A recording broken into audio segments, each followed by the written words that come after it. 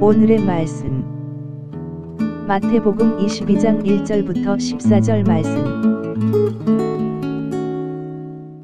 하나님 아버지, 수요일 이 아침도 주님의 은혜를 사모함으로 주님 앞에 나갑니다.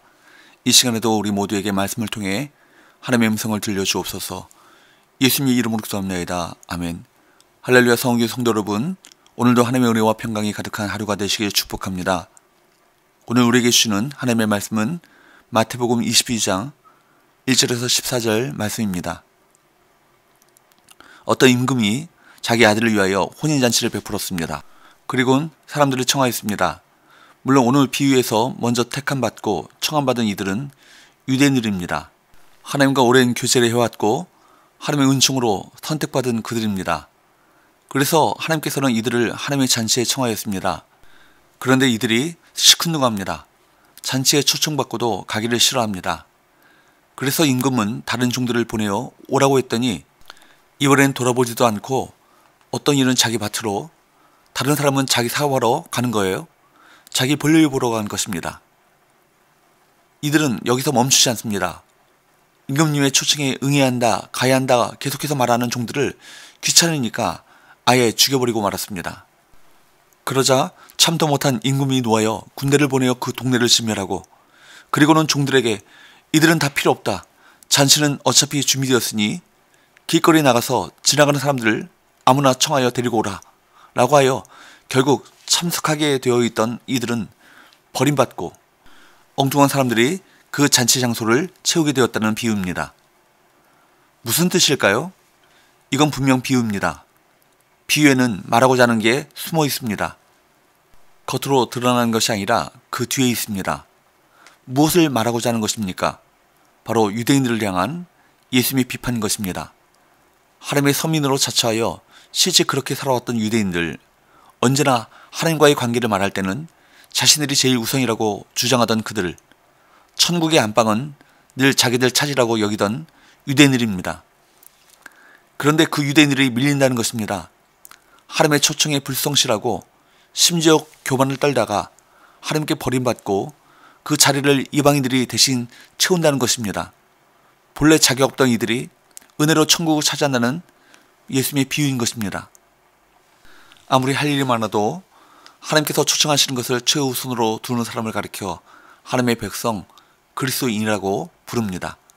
하나님의 초청이 뒤로 미뤄지는 사람을 하나님의 백성이라고 부르지 않습니다.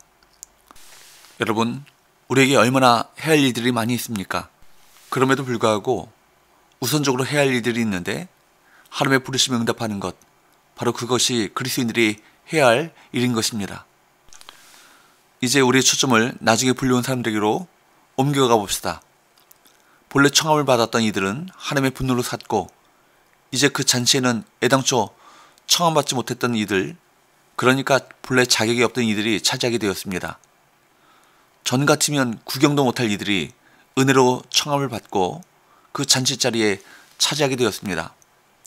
하나님께서 하늘문을 활짝 여시고 누구든지 오라 하실 때부터 천국은 누구나 갈 수 있는 곳이 되었습니다.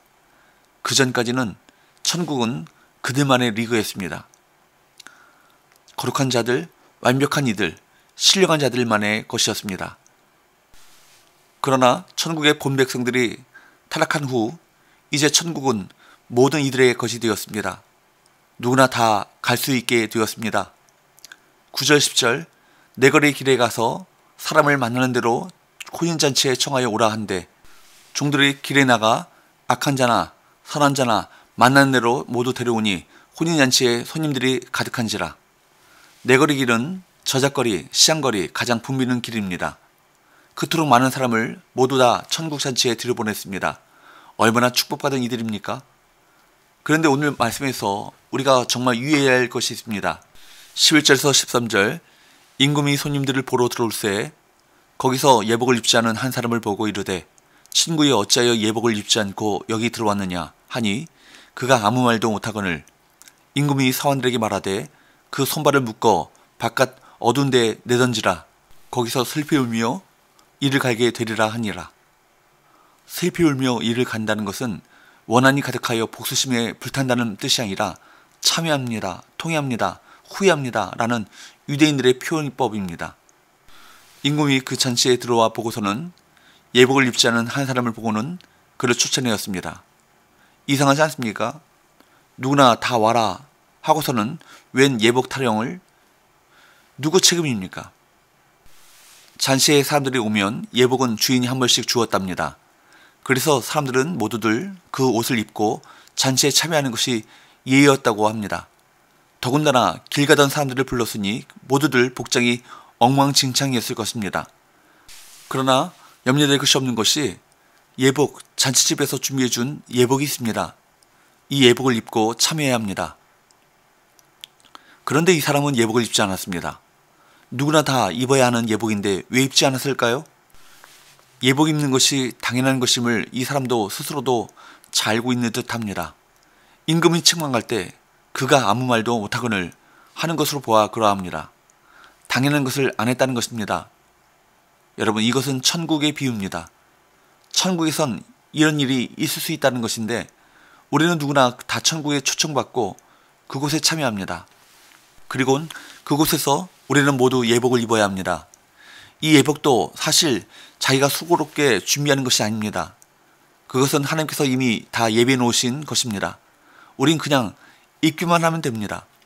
그럼에도 귀찮다고 뭐 이렇게까지 해야 하느냐고 물리칩니다. 하나님을 무시하는 행위입니다. 이런 이들이 천국에서 대접받을 수 있겠습니까?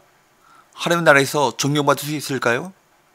하나님의 나라에서는, 하나님의 공동체에서는 무슨 일이 있어도 하나님의 말씀에 순종하여 인정받는 성도들이 진짜 성도인 것입니다.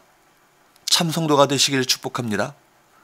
그런데 천국에서 쫓겨날 정도의 중요성을 가진 예복, 이 예복은 무엇일까요? 요한계시록 7장 말씀에 보면 예수 어린 양의 피로 씻긴 세마포라는 것을 알 수 있습니다. 그것이 예수 그리스도의 의에 오신 것입니다. 예수님을 붙들어야 합니다. 우리의 죄를 대신 짊어지시고 죽으신 십자가의 예수님의 피로 씻긴 옷인 것입니다. 나의 공덕, 나의 선행으로 디자인된 옷이 아닙니다. 오직 예수님의 희생으로 이루어진 옷입니다. 이 옷이 얼마나 중요한지 마지막 예수님의 결론은 이렇습니다.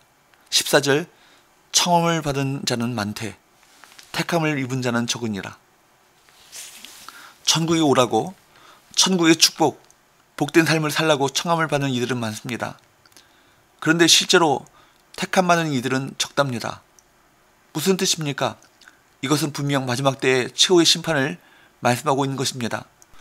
분명 천국은 은혜지만 들어간 이들이 적습니다. 왜 택함 받은 이들이 적을까요? 그들에게 예수 그리스도의 어린 양의 피로 씻긴 세마포가 없습니다. 예수님에 대한 믿음이 없습니다. 다시 말해 예수를 믿지 않습니다. 자기 경험, 자기 지식, 자기 전통을 신뢰하지 사실 예수를 믿지 않습니다. 교회 안에서 예수를 믿는다 말하지만 실제로 예수를 믿지 않는 종교인들이 있습니다. 사랑하는 여러분, 예수님이 내 안에 계셔야 합니다. 예수님의 정신, 그 사랑이 내 안에 있어야 합니다. 갈등이 생기면 언제나 예수님을 죽고 늘 내 고집이 살아서야 그가 진정한 그리스도인이라 할 수 없습니다.